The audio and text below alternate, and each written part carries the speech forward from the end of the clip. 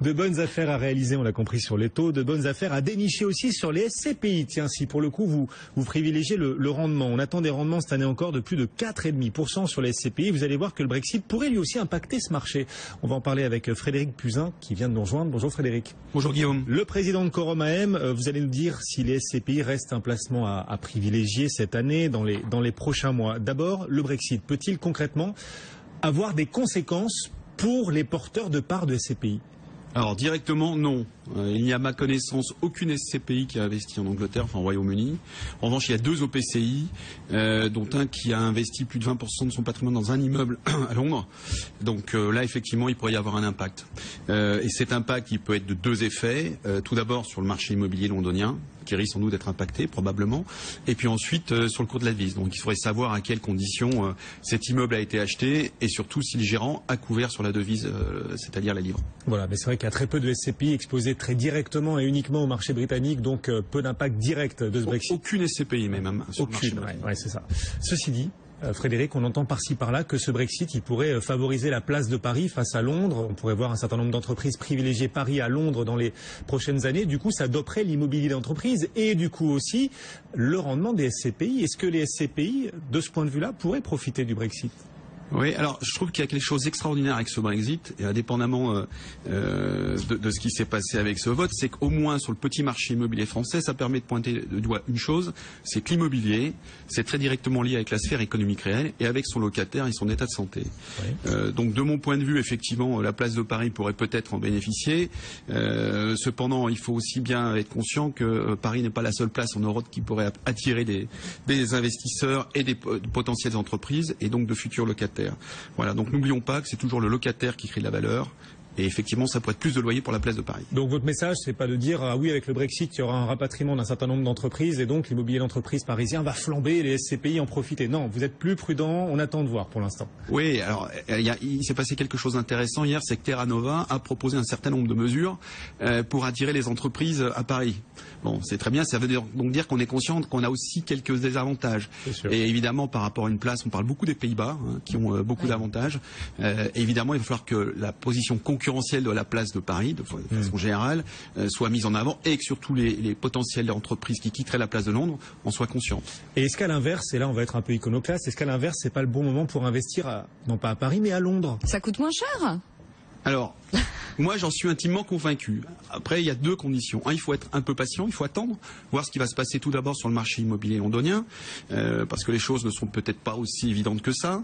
Il va falloir voir comment évolue la position des investisseurs. Est-ce qu'on va voir tous les investisseurs partir en courant, comme on les voit aujourd'hui arriver à toute vitesse à Paris? N'oublions pas qu'il y a 6 mois, le marché londonien était encore extrêmement booming sur le plan immobilier. Et puis 2, il va aussi falloir voir l'évolution du cours de la devise. Mais pour moi, effectivement, il va y avoir sans doute une très belle fenêtre pour les investisseurs sur la place de Londres. Mais elle n'est pas là, la fenêtre, parce que moi je m'interroge toujours, le cours de la devise, ok, la livre a chuté, mais jusqu'à quand, quoi? C'est-à-dire qu'après, il sera peut-être trop tard. Il sera peut-être trop tard. Donc il faut trouver le bon timing. Donc il faut être attentif aux signaux de marché, à la fois sur le marché immobilier et sur le marché de la devise. Ouais, Londres peut paraître attractif avec la chute de la livre, donc l'immobilier londonien est moins cher aujourd'hui qu'il y a 15 jours par exemple, mais ça vaut vraiment le coup pour celui qui cherche à réaliser derrière une plus-value, ça vaut vraiment le coup si ensuite le marché immobilier londonien se redresse. Ouais.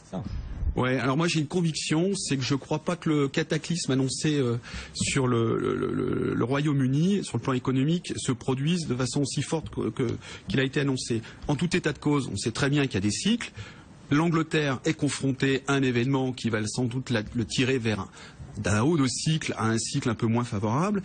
Et donc, à long terme, n'oublions pas que l'investissement immobilier, c'est du long terme. Sur le long terme, attendons la fenêtre qui sera favorable à l'investissement. Elle va peut-être se produire d'ici quelques mois, quelques semaines, semestres. Et puis voyons le long terme. Et je suis persuadé que si on regarde sur le long terme, le Royaume-Uni a quand même beaucoup d'avantages. Toujours beaucoup d'avantages, même en dehors de l'Union européenne. En France, c'est un peu le contraire en France en ce moment, parce qu'on voit autant l'immobilier londonien devenir moins cher, vu depuis une perspective européenne, autant le marché français continue de se valoriser. On entend même parler de bulles sur le marché de l'immobilier d'entreprise en France. Est-ce que c'est un scénario, est-ce que c'est une lecture que vous partagez, une bulle, un risque d'éclatement d'une bulle, donc aussi sur ce marché francilien, par exemple? Alors, on vient de parler du Brexit en disant peut-être qu'il va y avoir une fenêtre très favorable à l'investissement. On voit bien que c'est favorable à l'investissement quand le marché est plutôt en bas de cycle. est plutôt défavorable à l'investissement quand il est en haut de cycle. Aujourd'hui, le marché francilien et Paris sont des marchés en haut de cycle.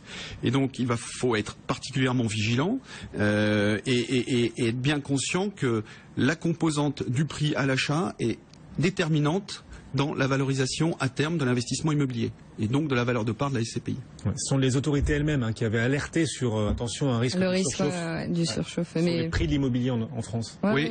On l'avait évoqué sur ce plateau il y a quelques semaines. Il y avait une note qui était sortie, on en avait parlé. Et là, dans son rapport annuel, le Haut Comité de stabilité financière vient de renvoyer cette alerte sur le marché immobilier parisien. Avec une surcote estimée de 15 à 20% sur l'immobilier en France. L'immobilier d'entreprise, on parle bien de l'immobilier d'entreprise. Ouais, enfin, quand on parle de Paris, on peut peut-être parfois franchir la barre de l'entreprise et parler d'immobilier tout court. Hein. C'est vrai. Il y a certains agents immobiliers qui s'en inquiètent déjà. Et puis il n'y a peut-être pas que Paris, sans doute aussi l'Île-de-France et de grandes métropoles régionales. Ouais. Et malgré ces prix très élevés, la collecte sur les SCPI continue de gonfler. Là, on arrive, on est au début du nouvel semestre. Là, le premier semestre a vu la collecte encore progresser en France sur les SCPI. Oui, alors j'ai pas les chiffres à cet instant, mais je crois que sans prendre trop de risques et sans grande surprise, on va annoncer sans doute à nouveau une collecte record sur les SCPI pour le premier semestre 2016. D'accord. Et vous conseillez de participer à cette collecte record aux épargnants de continuer d'investir sur les SCPI ou au contraire chez Quorum vous avez tendance à réduire un peu l'exposition au marché français? Alors nous on est extrêmement prudents sur le marché français, ça fait maintenant 2 ans. Cette année on ne va quasiment pas investir en France et surtout on a cadencer la collecte pour qu'elle soit adaptée au montant des investissements qu'on est capable de faire.